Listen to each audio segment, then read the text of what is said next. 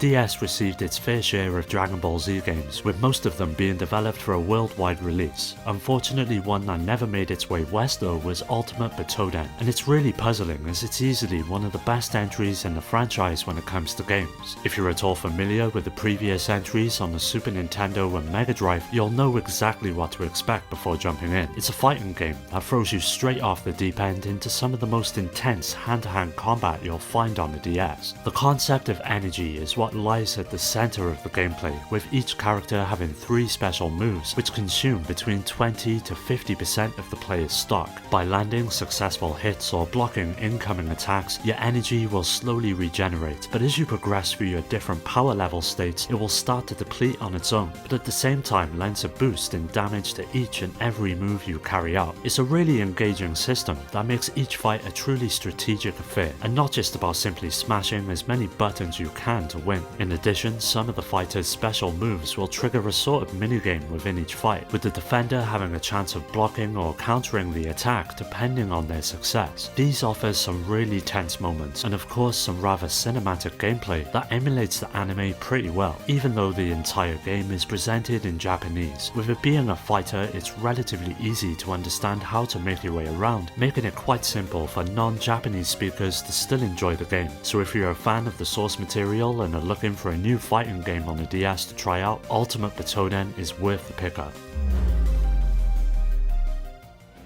Goddess of Destiny 2 on the DS is basically a remake of the original version that released way back in the early 90s for the Game Boy. The game was entirely rebuilt from the ground up, taking advantage of the 3D capabilities of the handheld to bring this timeless adventure to a new audience, but unfortunately it would never find its way outside of Japan. The story sees you assuming the role of a young boy who is entrusted with a powerful prism by his father, who is yet to return home. He takes it upon himself to venture out into the world in the hopes of finding out what happened to him and the meaning behind the mysterious power that the prism holds. It's pretty much a standard RPG fare, but what makes it interesting are the several systems that make up the gameplay. You get to create a party of up to 4 characters made up of 4 different classes. You've got humans, which gain stats quickly and are more proficient in the use of weapons, espers, who for the most part take on the role of using magic, robots, which can only be upgraded by equipping different parts, and finally monsters that grow by eating other monsters. Each of them all have their own uses within combat, which takes the form of a turn-based system where you're free to carry out one of many different actions, may that be simple attacks to much more powerful abilities that make short work of the enemy. In battle, sometimes you will get a chance to link 2 attacks together, and by doing so you'll land some serious damage and also affect the relationship between your characters, which soon becomes a huge part of the game as it determines the way in which they grow together. With it now being fully translated by the fanbase, Goddess of Destiny is easily one of the best RPGs you'll find on the DS, so if you've never played it, there's never been a perfect time than now to try it out.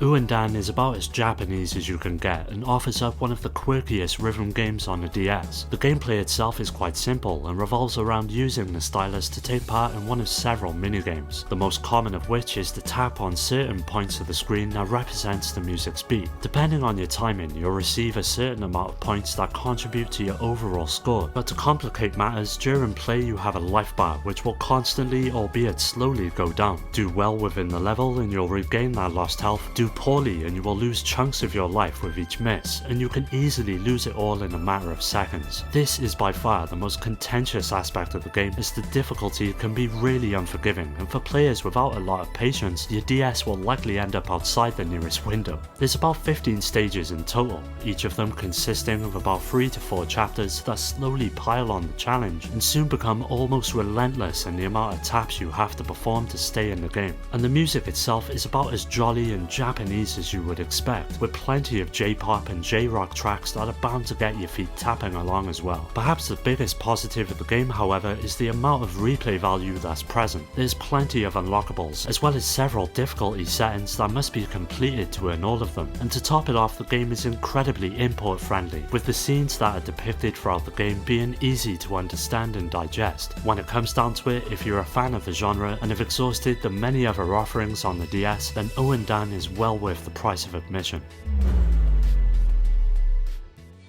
The Summon Night series has long been one of my favourites in the RPG genre, from the several entries on the Game Boy Advance to this one on the DS. It's constantly evolved and improved over the years, with Tear Crown in my opinion being one of the best. The story introduces you to two warring kingdoms who have enjoyed a period of peace which is now coming to an end. As the player, you get to choose which side you'll support and take up the fight for either side as you step out into the world and work towards securing your faction's future. This aspect alone lends the game a nice amount of replay value, as once you've played through it as one of the factions, it's essential to jump back in as the other to see everything it has to offer. Where Tear Crown comes into its own though is during battle, which cooks up a turn-based formula for the player to utilise their several characters who all have different classes, who over the course of the game learn new abilities as they level up, as well as increase their attributes that all have a noticeable effect during each fight. With each battle taking place both on the ground and in the air, the battle system makes fantastic use of the dual screens. Certain spells and abilities are restricted to using only on one display, however many may target both at once, and using these at the right time is the key to holding your own in each fight. It's a really great system, and it's one of the only RPGs that take full advantage of the unique capabilities of the DS. When it comes to presentation, this game's visuals are crisp and clear, and the character sprites in all of their many actions have some really nice detail, making it one of the more visually impressive games you'll find on the DS. If you're a fan of the Summon Night series, then this is definitely worth checking out.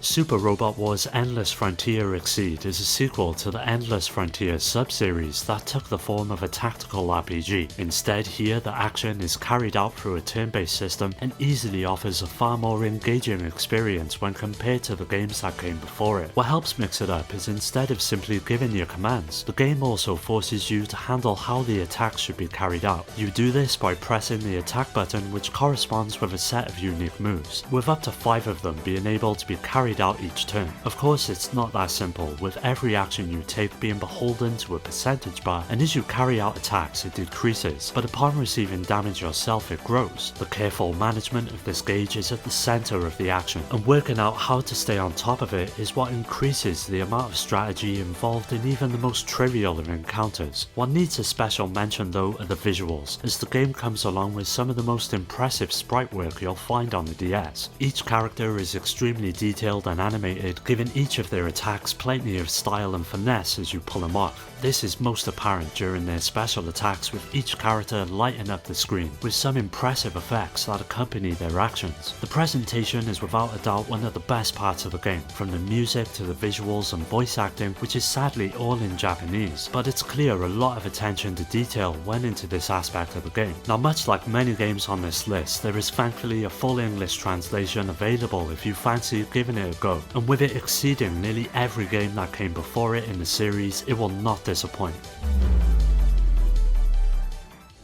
Jump Ultimate is essentially Super Smash Bros. For anime fans, and brings together characters from various series such as Dragon Ball and Naruto into a fast and visceral party brawler for the DS. It all revolves around the use of panels or coma that are represented on the bottom screen and are made up of 3 different types. Some of them are battle characters, which are all actual fighters, some are support characters which usually teleport on screen, perform an ability such as an attack or healing move and then vanish, and some are help characters which never appear in the battle screen but add effects to your team, such as increased life or resistance to certain types of attacks. Once you've built your deck, you're free to jump into a fight, and it's here where Jump Ultimate truly shines. As you would expect, each character performs differently, from the agile and nimble to the powerful and methodical, and each of them coming along with their own movesets and special moves that will see your choices along with skill determine the outcome of each bout. Your basic hits are able to be formed into combos, and figuring out each character's is half of the fun, as each face button corresponds with an attack, so there's plenty to learn and discover as you take on each fight. There's also multiple game modes to try out. There's Deathmatch, where you simply defeat all of your opponent's battle comas to win. There's the Point Game, where you earn as many points as you can by defeating your opponents as many times as possible. And finally, there's the Star Game, where you collect all of the stars that appear on screen to win. Overall, you don't need to be a fan of anime in order to enjoy Jump Ultimate, as its intricate mechanics, vibrant visuals, and catchy soundtrack are bound to please anyone who decides to play it.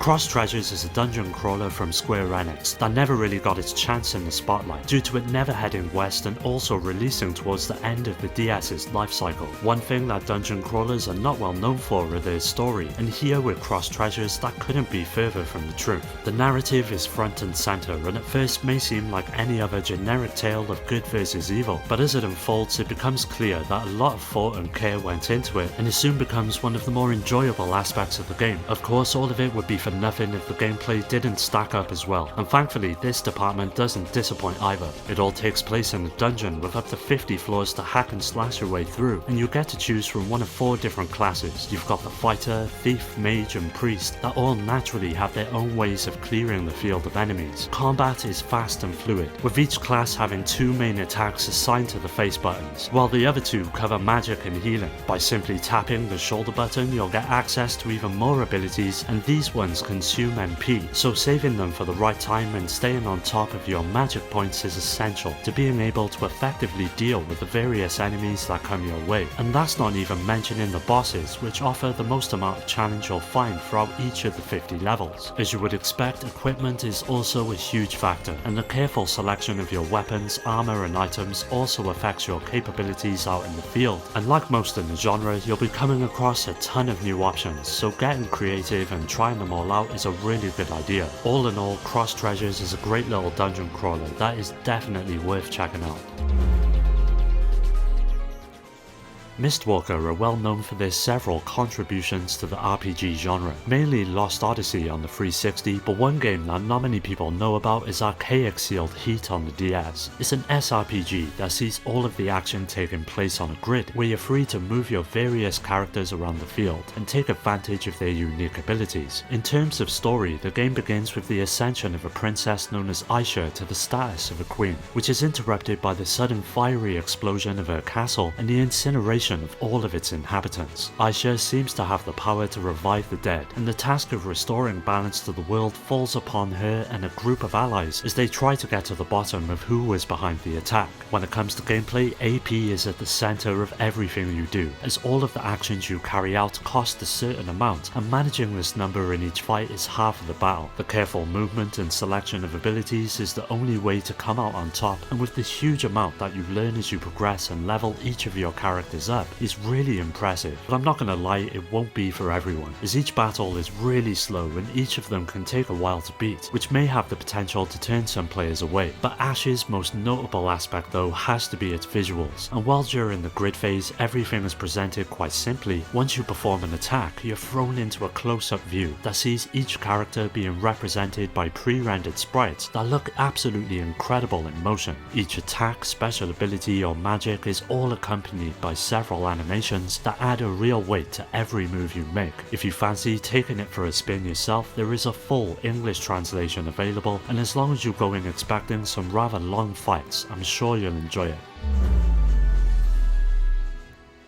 Dragon Quest Monsters 2 Professional is a re-release of the original game that came along with many different changes and improvements that ultimately make it a much better experience. The story picks up and introduces players to a stowaway who's found their way onto a ship, and it's not long until it all goes south when the ship loses control and crash lands on a mysterious island filled with monsters. That gives way to a grand adventure that sees you trying to rescue the inhabitants of the island and recruiting as many monsters as you can to your cause. The island itself is pretty large, however the way the weather impacts it in addition to the day and night cycle is a pretty great improvement over Joker 1. Depending on where you are, it may occasionally rain or snow in these places, and the monsters that appear will change as a result. Further driving this aspect of the game home is that there may be new routes created by blizzards or flooding that really helps out when it comes to exploring everything the island has to offer. Now monsters and battles are the real bread and butter of the game. There's nearly 300 of them to collect in total, each coming along with their own pros and cons as you work towards building a formidable team. And as with most RPGs, you'll be leveling them up and teaching them new moves as you progress, with each encounter taking on a turn-based formula and giving you many ways to tackle each fight. What really hits it home though is the ability to fuse your monsters together. You can literally spend hours catching them, experimenting with different combinations and trying to see all the possibilities, and it's this aspect alone that makes Joker 2 Professional such an engrossing adventure. there's a full English translation for anyone looking to try out this improved version, so if you can get your hands on it, it's well worth it compared to the original.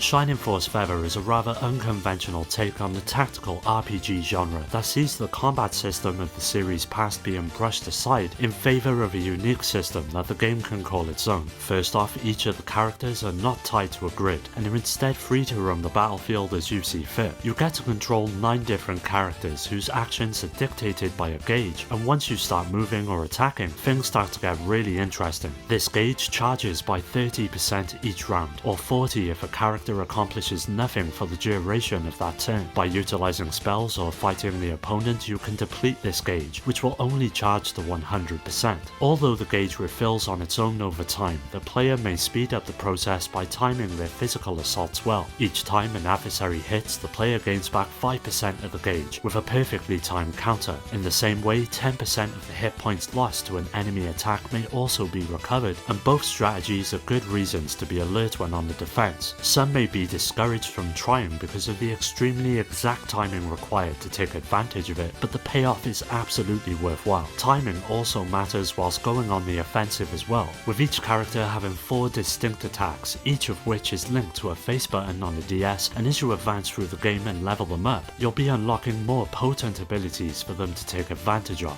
It can all be a bit confusing to get your head around at first, but after some time with the game you'll get used to the intricacies of the combat system and soon begin to realize that it's one of the game's most rewarding aspects. Although it might be a bit too much of a change for some Shining Force fans, there's no denying that Feather is a solid RPG in every single way. Well, that does it for another video. Don't forget to subscribe and hit that bell to get notified about new videos which release every Monday and Thursday. You can follow me on all of the socials which are linked below to stay up to date, and also join my growing community on Discord to meet many like-minded gamers to continue the conversation with and to take part in giveaways. I'd like to give a special shout out to my Patreon supporters Rhino, Skill Jim, Shuden, Richard, Amy, Daniel, Dio, Omar, Strider, Pierre, Carl, Awesome Jacket Dude, Maximus, Scott, Alfred, Terry, Ryan, Alex, GameCube Galaxy, Curse Salaryman, Fake and Paddy J for their continued support that helps make these videos possible. If you're interested in joining my Discord or supporting the channel through Patreon, you'll find all of these links down below. As always, thanks for taking the time to check the video out. I'll catch you next time.